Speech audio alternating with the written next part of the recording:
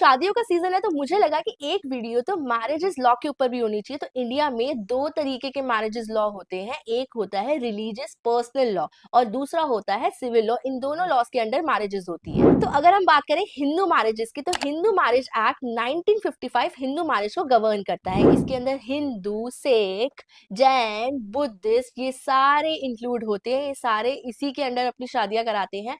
Plus इसके अंदर कुछ रूल्स है, जैसे कि सप्तपदी होता है, कुछ और ट्रेडिशंस होते हैं।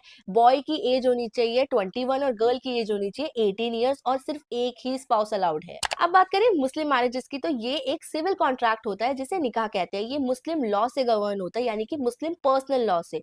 और इसमें ऑफर और एक्सेप्टेंस होता है, यानी कि इजाब और कबूल, विटनेसेस होते हैं और मेहर होती है। अब क्रिश्चियन मैरिज की बात करें तो क्रिश्चियन मैरिज गवर्न होता है क्रिश्चियन मैरिज एक्ट 1872। यहाँ पे प्रीस्ट या फिर रजिस्ट्रार के सामने सेरेमनी होती है। अब बात करें पारसी मैरिजेस की, तो ये गवर्न होता है Parsi marriage and divorce act 1936 से, जिसमें एक पारसी प्रीस्ट के सामने आशीर्वाद सेरेमनी के थ्रू मैरिज होती है। अब आते हैं हम सिविल मैरिज लॉ पे। तो इसके अंदर स्पेशल मैरिज एक्ट 1954 के अंडर ये एक सेक्युलर लॉ है, जिसके अंदर intercaste inter religion marriage cover होती है। इसमें आपको कोई सेरेमनी या फिर कोई ट्रेडिशन की जरूरत नहीं होती, कुछ रिचुअल्स नहीं निभाने होते। बस आपको मैरिज ऑफिस में जाके अपनी मैरिज को लीगली रजिस्टर कराना होता है, तभी वो लीगली वैलिड मानी जाएगी। और इसमें बस एक चीज जरूर लगती है, 30 डेज का नोटिस। और अगर बात करें हम पुराने हिंदू टेक्स्ट की, तो पुराने हिंदू टेक्स्ट में ब्रह्म विवाह यानी कि अरेंज मैरिज और गंधर्व विवाह यानी कि लव मैरिज भी वैलिड है।